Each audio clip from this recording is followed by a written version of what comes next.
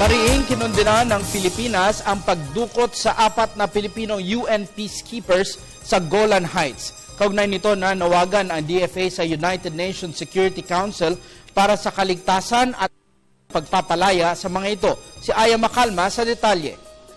Ilang buwan lang ang nakalipas ng dukutin ang 21 United Nations peacekeepers sa Golan Heights ay muli na naman dinukot ng rebeldeng grupo ang 4 na Pilipinong sundalo sa nasabing bansa. Alas 10 ng umaga sa Golan Heights, nang dukutin ng mga rebelde ang 1 opisyal at 3 United Nations peacekeepers. Ayon sa report, tumakas ng rebeldeng grupo patungong Al-Jamra at nagkaroon ng bakbakan sa lugar kung saan dinukot ang mga peacekeepers. Pero hanggang sa ngayon ay hindi pa matukoy ng United Nations Disengagement Force ang kalagayan ng 4 na peacekeepers. Siniguro naman ng UNDOF na patuloy ang negosasyon sa grupong dumukot para mapabilis ang paglaya sa 4 na sundalo.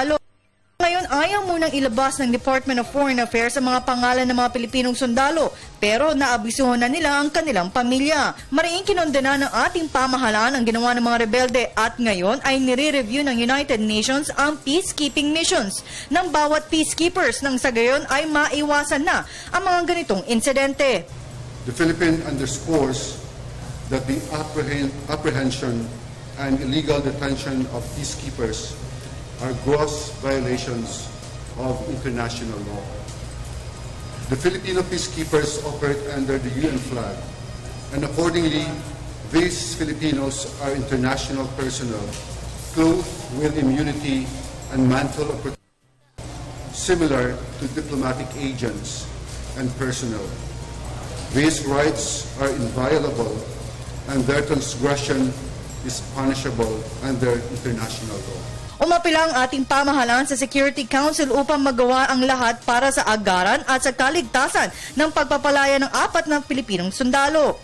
The Philippines likewise stresses the impartiality of UNDOF and its mandate to monitor the disengagement of forces agreement between Israel and Syria. As such, the respect of freedom of movement and safety and security of peacekeepers must be extended to UNDOF peacekeepers and indeed to all UN peacekeeping missions consistent with commitments and obligations under the international law.